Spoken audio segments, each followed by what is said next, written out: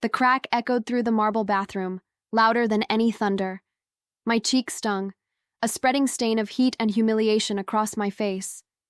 For a second, the world went silent, except for the ringing in my ears. In front of me, her reflection in the mirror was flawless, cold, her icy blue eyes drilling into me as if I were an insignificant bug she had just crushed. She didn't scream. She didn't have to. Her slap was the final punctuation on a sentence her glare had already delivered. You are nothing. This story, everyone, is about the fine line between humiliation and resilience. About what happens when you're pushed to your absolute limit, but find one reason not to break. If you, like me, believe that life comes full circle and that true strength is revealed in the worst of times, then subscribe to the channel and get ready, because what happened in that mansion will leave you speechless. My name is Lena, and when I accepted the job at the Alencar mansion, I was 32 years old with a single purpose that burned brighter than any humiliation: to save my daughter's life. The mansion was on Imperial Palm Avenue, in the gated community of Sun Haven, one of those places you only see in movies. High walls, perfectly manicured gardens, and a silence that seemed bought and paid for. Inside, however, the air was heavy, dense. The other staff, about 10 of them, moved like ghosts, with slumped shoulders and eyes always fixed on the floor, afraid to make a sound, afraid to exist. The queen of that castle of silence and fear was her, Mrs. Veronica Alencar. The employment agency had been clear. 9 maids in 6 months, Lena. No one lasts. She is difficult. Difficult was an understatement. Mrs. Alencar was a slow-acting poison, administered in daily doses of contempt. She was beautiful, the kind of beauty that seems sculpted from ice, with blonde hair always in a perfect bun, and clothes that cost more than I would make in a year. But her eyes held no life, only a sharp glint of superiority. I wasn't there for luxury or a career. I was there for Clara, my 7-year-old little girl. Her tiny heart was weak, a ticking time bomb that doctors said required 2 very expensive surgeries. Every fragile beat of her heart was my clock, reminding me that time was running out. The public hospital was doing what it could, but the waiting list was a death sentence. I needed that money. I needed that private hell if it meant giving my daughter a chance. So, when the head housekeeper, a sour-faced woman, barely glanced at me and pointed to a bucket, saying, "The marble floor in the entrance. Start there," I just nodded. My first direct encounter with Mrs. Alencar happened on the second day. I was on my knees, polishing the Persian rug in the living room, a monster of a thing, huge and heavy. I could feel every muscle in my back screaming. She came down the stairs, floating in a silk dress that looked like a waterfall. She stopped just inches from me. I didn't dare look up. I just continued my work. I felt her eyes on me, analyzing me. Then, with a calculated move, she tilted the glass of juice she was holding. The red, sticky liquid spread across the impeccable rug. "You're in my way," she said, her voice a cold whisper. There was no anger, just a cruel boredom. I felt blood rush to my face, but the image of Clara in her hospital bed, smiling at me, flooded my mind. I swallowed my pride, my anger, the urge to scream. "I apologize, ma'am. I'll clean it immediately."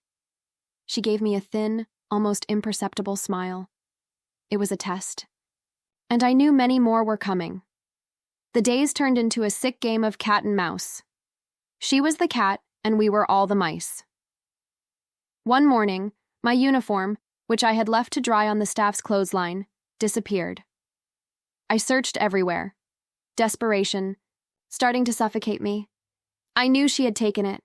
With no alternative, I put on my own faded t-shirt and a simple skirt. When she saw me, she stopped in the middle of the hallway and let out a short, humorless laugh. "What is this? Did the circus come to town and I wasn't informed?" she said, loud enough for the gardener and the cook to hear. "Have some decency. If you can't even take care of a uniform, how do you expect to take care of my house?" My face burned, but I didn't answer.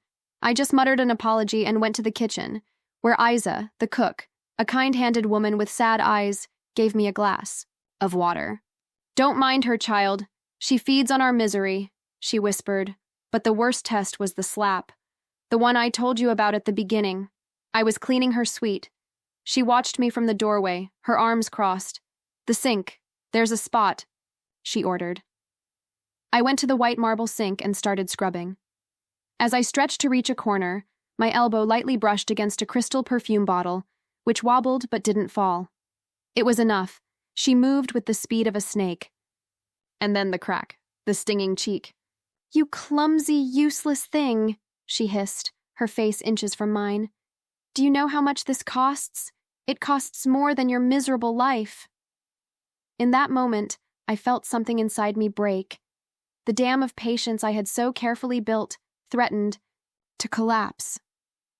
A red mist clouded my vision, my fists clenched on their own, my nails digging into my palms. I wanted to fight back. I wanted to scream, to tell her everything she deserved to hear. But then Clara's image returned, her fragile smile, her little hand holding mine, the promise I made to her that everything would be okay. I took a deep breath, the air scratching my throat. I'm sorry, ma'am. It won't happen again. The surprise in her eyes was almost imperceptible, but I saw it. She expected tears, screams, pleading. She didn't expect my calm, my refusal to give her the drama she craved. In that moment, I realized my patience wasn't weakness. It was my weapon. My refusal to break was what destabilized her the most, Mr. Ricardo, her husband, was a quiet man who seemed to live in his wife's shadow. He saw me sometimes. His eyes held a kind of helpless pity. Once he stopped me in the hallway and asked quietly, "Is she treating you all right?" I just gave a tired smile. "Life treats us as it can, sir. I'll be fine." The weeks passed, and Mrs. Alencar's game got more dangerous. Crystal bowls would slip from her hands, and it was my fault. Wine stains would appear on white sofas minutes after I had cleaned them. It was a constant assault, a war of attrition, and I remained standing, cleaning, fixing, apologizing, with Clara's name as a mantra in my mind, until one rainy Saturday changed everything. The house was quiet, the rain beating hard against the window panes. I was passing through the upstairs hallway when I saw her. The guest room door was ajar, and inside, sitting on the floor, was Mrs. Alencar. Barefoot, her designer dress wrinkled, her perfect makeup now a smear of mascara and tears streaming down her face. She was looking at her own reflection in a large mirror leaning against the wall, and she was sobbing. A low, broken sob, the most human sound I had ever heard her make. My first instinct was to back away, to pretend I hadn't seen. It was my chance to take pleasure in her pain, a small, silent revenge. But then, I saw something beyond the cruel boss. I saw a broken woman. A loneliness so deep it looked like an abyss. Without thinking, I took a clean, soft towel from the linen closet, entered the room, and placed it on the floor beside her. I didn't say anything. I just sat there, at a respectful distance, and looked at the rain outside. She stopped crying. The silence stretched on, broken only by the rain. "Why are you still here?" she asked, her voice hoarse. "All the others left. Why won't you?" I turned to her. For the first time, I looked her in the eyes without fear. "Because my daughter needs me, ma'am. She's in a hospital waiting for a surgery. The fear I feel when I look at her is greater than any fear you could ever make me feel." She was silent for a long time, just watching me, and then her own dam broke. "They say I'm too young for him," she whispered, her voice choked. "That I'm just a pretty face, a gold digger, that I'll never be good enough. I thought, if I could control everything in this house, every speck of dust, every employee, I would feel like I control something in my life." The confession hung in the air, raw and painful. In that moment, she wasn't Mrs. Veronica Alencar, the tyrant. She was just Veronica, a scared woman drowning in her own insecurities. And I, Lena, the maid she had humiliated so much, was the only person there to witness it. I didn't offer words of comfort. I just stayed. My silent presence was the answer she needed. The next day, the atmosphere in the house was different. Lighter. Mrs. Alencar came down for breakfast and, for the first time, said, "Good morning" to Isa. Later, she heard me humming a gospel song softly while I cleaned, and instead of reprimanding me, she asked for the name of the song. The entire staff exchanged confused, hopeful glances. That evening, she called me to her office. "Lena," she said, and her using my name was a shock. "Thank you. For yesterday." She handed me an envelope. "Take tomorrow off. Go see your daughter." The lump in my throat was so big I could barely thank her. The next day, at the hospital, I hugged Clara so tightly, telling her that Mommy loved her more than anything in the world. What I didn't know was that Mrs. Alencar, driven by a curiosity she didn't understand herself, had sent her driver to follow me. When he reported back that I had spent the entire day by the bedside of a sick child, something inside her finished breaking. When I returned, she was waiting for me. Her eyes were red. She handed me another envelope, this one much thicker. "For her medicine," she said, her voice firm but with a tremor she couldn't hide. I was fighting the wrong people. "Pain makes us do strange things, ma'am," I replied, my voice soft, "but it doesn't have to define us." That was the beginning of a new era in the Alencar mansion. The screaming was replaced by conversation. Fear gave way to cautious respect.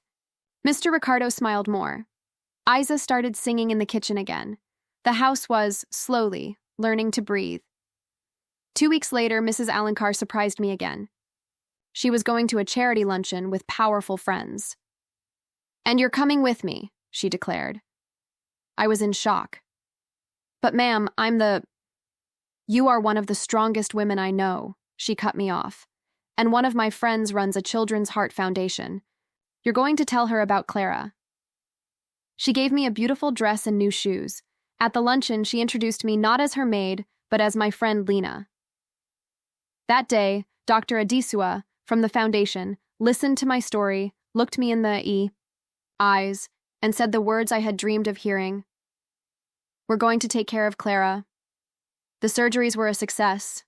My daughter, my little warrior, was saved. When I finally returned to the mansion, I was greeted with a surprise party. The entire staff was there, smiling. Mrs. Alencar stood in the center, with a genuine smile that transformed her face. "Lena," she began, her voice thick with emotion, "this house was sick, and you, with your patience, with your silent strength, you healed it. You healed me." She then announced my promotion. Head of domestic operations, with a tripled salary, housing on the property, and a full health plan for me and Clara. Later, sitting on the veranda, she told me her story. She told me she had also been a maid at 13 after her mother died, and that her boss had treated her like trash. She swore she would never be weak again, that she would build walls so high no one could ever hurt her again. "But those walls trapped me inside," she confessed, tears streaming freely. "You didn't tear down my walls, Lena. You showed me that I had the key to the door all along." Clara came to live with me in the small house at the back of the property. She ran through the gardens I once cleaned in fear. She called Mrs. Alencar Auntie Vero. The mansion that was once a castle of fear became a home, a real home, filled with laughter and love. I arrived at that house with nothing but a nylon bag and a heart heavy with despair. I endured the contempt, the humiliation, the pain. Many times I wanted to give up. But I looked to the future, to my daughter's smile, and I persevered. I understood that the greatest revenge against the cruelty of the world isn't hatred, but a stubborn patience. It's refusing to let the darkness of others extinguish your own light. By staying, by enduring, I didn't just save my daughter's life. I saved a woman lost in her own pain, and in the process, I saved myself. And you? What would you have done in my place? Would you have endured all that for a greater good? Leave your opinion in the comments. I read all of them. And if stories of triumph and justice like this one inspire you, don't forget to leave a like and subscribe to the channel so you don't miss a thing. Until next time.